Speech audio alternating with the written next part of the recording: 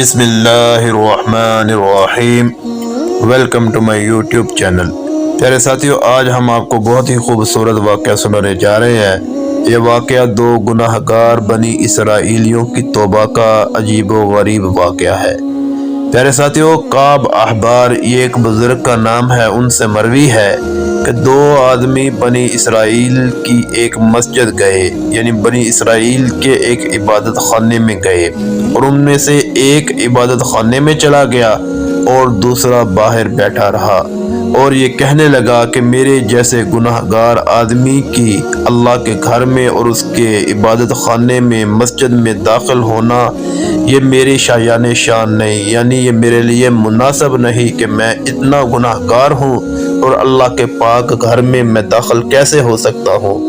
تو اللہ تبارک و تعالیٰ نے اس کے اس عمل اور اس سوچ کی وجہ سے اسے صدیقین میں لکھ دیا۔ اور اسی طرح پیارے ساتھیو، ایک اور بنی اسرائیلی سے ایک گناہ سرزد ہو گیا، یعنی ایک گناہ ہو گیا، تو وہ غمگین ہوا اور ٹہلنے لگا، کبھی آتا کبھی جاتا اور کہتا جاتا کہ کس طرح اپنے رب کو راضی کروں، کس طرح رب کو راضی کروں اور کس طرح اس گناہ کی میں معافی مانگوں۔ اس پر اللہ تبارک و تعالیٰ نے اس کو صدیق لکھ دیا۔